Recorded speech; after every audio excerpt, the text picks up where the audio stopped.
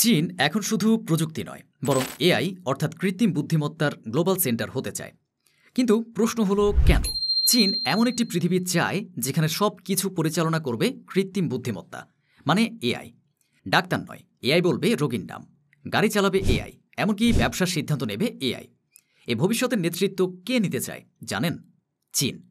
হ্যাঁ, চীনের লক্ষ্য আর্টিফিশিয়াল ইন্টেলিজেন্সে বিশ্ব নেতৃত্ব দেয়া। 2017 সালে চীন সরকার ঘোষণা দেয় 2030 সালের মধ্যে চীন হবে এআই এর বিশ্বের নেতৃত্বদানকারী দেশ। এই ঘোষণার পর থেকে শুরু হয় এক দানবীয় পরিকল্পনা। এআই গবেষণায় হাজার হাজার কোটি ডলার বিনিয়োগ, বিশ্বসেরা এআই গবেষক নিয়োগ এবং কোটি কোটি মানুষের ডেটা সংগ্রহ করে বিশাল এআই মডেল তৈরি। চীন শুধু অ্যাপ বানাচ্ছে না, বানাচ্ছে এআই অস্ত্র, নজরদারি ক্যামেরা, রোবোটিক সিস্টেম। এআই দিয়ে পুরো দেশ চালানোর মতো অবকাঠামো তৈরি করছে তারা। কিন্তু চীন কেন বিশ্বের এআই সেন্টার হতে চায়?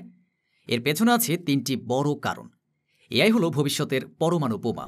যার এআই শক্তিশালী, তার হাতেই থাকবে তথ্য, প্রযুক্তি, এমনকি বিশ্ব নেতৃত্ব।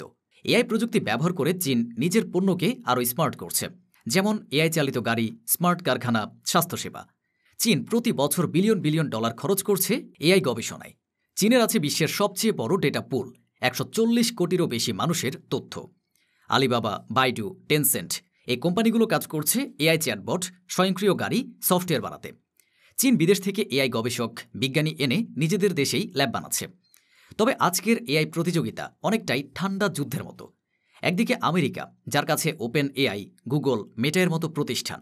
অন্যদিকে চীন, যাদের আছে বিশাল জনগণ, ডেটা এবং সরকারের সমর্থন।